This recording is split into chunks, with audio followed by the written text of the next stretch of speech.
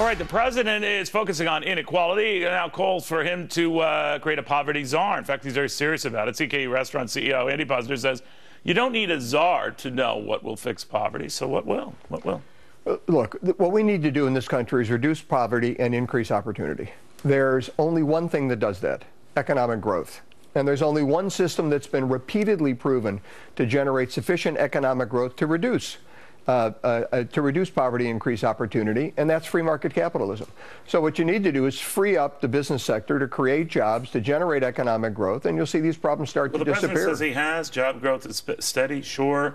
Millions of jobs created under his watch, so your argument's all wet. What do you say? Well, I say, number one, job creation under this president has been pathetic. GDP growth has been pathetic. Our labor participation rate hasn't been this low since 1978 when Jimmy Carter was president, and it's been this low for a year and a half, which it was not under Carter's presidency. So it's not a good situation. Look, if we had a poverty czar who focused on things like assuring that people that are getting benefits also got the opportunity to work, or that work paid with things like the earned income tax credit, or if they focused on... You think that would move the needle? Yes, I think that would move it significantly. They come back and say, well, look at Andy Puzer's business. Look what's going on at Carl's Jr.'s. Look what's going on at Hardee's. Look what's going on with fast food. They're doing great. And McDonald's might have trouble with his menu and that, but they're going out. They're eating. Walmart might have some problems, but people are out there buying. They're even buying these 1,000-calorie burgers.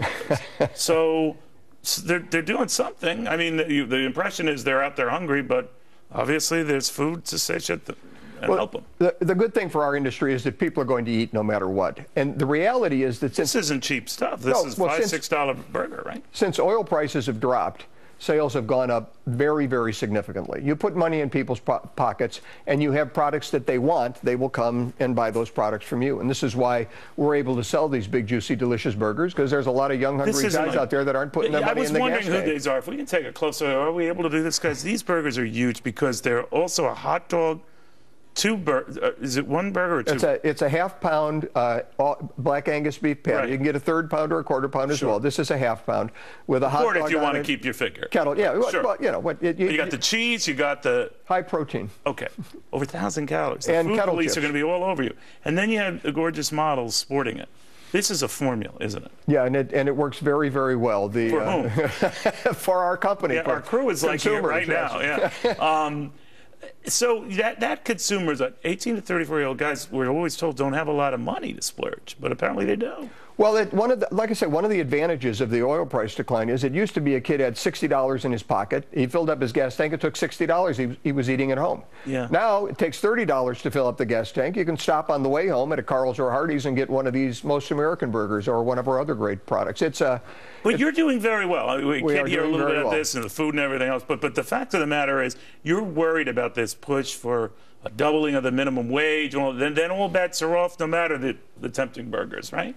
Yeah, when you increase costs, obviously, you decrease the number of new restaurants that open because people project out their expenses for a 5-year period before they decide whether to open. So even the prospect of a significant minimum wage increase hampers growth, which kills jobs. Even the Congressional Budget Office said increasing to 1010 would eliminate 500,000 jobs. I think that's probably an understatement. That doesn't mean wages shouldn't go up. They are going up. But if you have a compelling product, I've always felt this way about Apple, and this is an example in your case. I mean, you had a truck outside here giving away these burgers. Love these burgers. And I don't know if we can say this. If you can look outside, I mean, this was like a throng.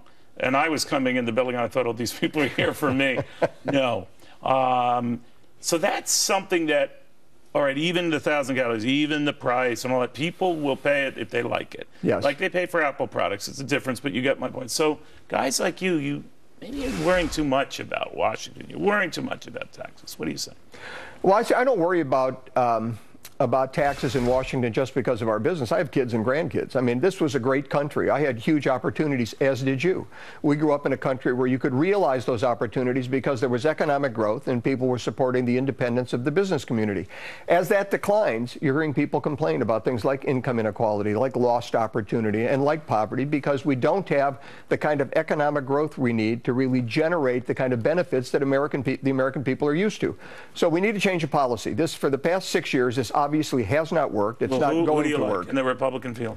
Well, I like, there's a lot of people that I like. I think probably the most viable candidates, and I'll give them to you alphabetically because I don't want to sound like I'm preferring somebody, but I say Bush, Rubio, and Walker seem to me to be the most viable. I love Bobby Jindal. I love Carly Fiorina, for example. You left out Christie. Why? I think Christie has some issues. There's a guy who might appreciate it. I'm sorry, but go ahead. But his state is having some problems. He's another Northeastern Republican where people question some of his conservative credentials, so I don't know that he really has a great shot at getting the nomination. One of those three you think has the best shot? I think Bush, Rubio, or Walker, and you know, all of them have pluses and minuses.